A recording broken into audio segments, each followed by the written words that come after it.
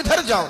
मेरे आला हजरत फाजल बरेलवी रहमतुल्लाह अलैह के वालिद गिरामी बड़ी खूबसूरत बात फरमाते मुझे दुआ मांगने का तरीका मेरी बीवी ने सिखाया है। हजरत किस तरह?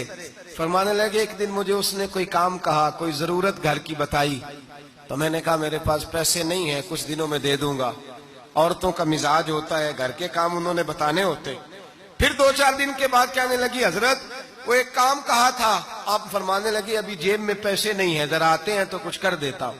2-4 दिन के बाद फिर अर्ज करती हूँ हुजूर वो मैंने कुछ गुजारिश की थी। आप फरमाते मुझे गुस्सा आया, नाराज हुआ।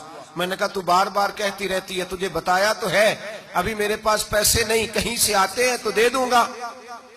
फरमाते जब मैंने झिड़का तो वो भली मानस रो पड़ी, और रो करके उसने लफ्ज कहे तो मुझे रब करीम की तौहीद सिखा गई और मुझे अल्लाह से मांगने का तरीका बतला गई।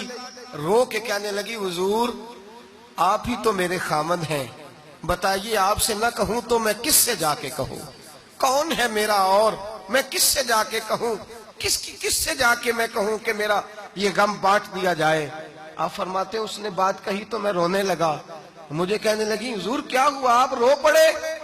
तो मैंने कहा समझ आ गई है, जब मैं भी कहूंगा ना मौला मैं बड़ा परेशान हूं, मैं दुखी हूं, मैं तकलीफ में हूं, मैं आजमाइश में हूं, मैं बीमार हूं, ऐ अल्लाह मैं औलाद की वजह से परेशान हूं, ऐ अल्लाह मैं जवान बेटी के सबब से परेशान हूं, ऐ अल्लाह मैं फुला तकलीफ से परेशान हूं, ऐ अल्लाह अमीर जबाना मेरी गुर्बत का मजाक उड़ाता है, ऐ अल्लाह जायदादों वाले मुझ बेघर को सताते हैं, ऐ मौला जमाने की तेज धूप आ गई है, तू ही मेरा रब है, बता तुझे ना कहूं तो किससे कहूं? तेरी बारगाह में अर्ज ना करूं तो किधर जाऊं? तेरे हुजूर नाज ना आऊं तो कहां जाऊं? फरमाते हैं जब मैं यूं रो के दुआ करूंगा तो अर्श का मालिक यकीनन दरवाजे खोल के फरमाएगा मेरा बंदा जो मांगता है इसे फौरन अता फरमा दो, जो कहता है इसे दे दो।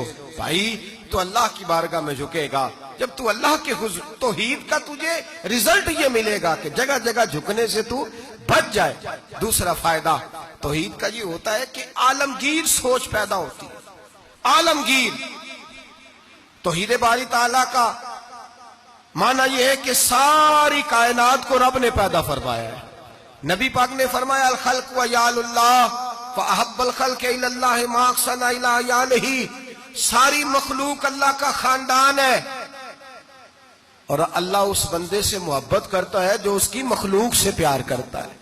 ये सोच पैदा होगी। सोच जब तू अल्लाह तबारक व तआला की तौहीद को मानेगा तो फिर तेरी तवज्जो जाएगी कि तेरे नबी पाक ने फरमाया है सारे इंसानों को अल्लाह ने बनाया है, कोई अजमी नहीं, कोई अरबी नहीं, कोई गोरा नहीं, कोई काला नहीं, कोई ऊंचा नहीं, कोई नीचा नहीं, कोई गरीब नहीं, कोई अमीर नहीं, एक ही सफ में खड़े हो गए महमूद व अयाज। न कोई बंदा रहा न कोई बंदा नवाज, बंदाओ साहिबो मोहताजो गनी एक हुए और तेरी सरकार में पहुंचे तो सभी एक हुए। फरमाया जब तू अल्लाह को मानेगा फिर अल्लाह की सारी मखलूक से तू प्यार करेगा और फिर तू बंदों की तरफ से बेनियाज हो जाएगा। बंदे क्या कहते हैं, वो क्या सोचते हैं, कोई तेरी तारीफ करे तब भी परवाह नहीं, तनकीद करे तब भी परवाह नहीं, इसलिए कि तेरी तवज्जो रब ताला की तरफ हो गई।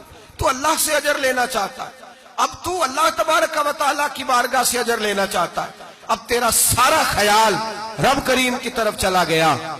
अब तू यही कहेगा कि बस मेरा रब राजी होना चाहिए। तू मखलूक से प्यार करेगा, तू छोटे छोटे लोगों से मोहब्बत करेगा, तू अश्कशोई करेगा, गरीब परवरी करेगा, इसलिए कि तू समझता है सारी मखलूक अल्लाह तबारक व तआला की पैदा करदा है।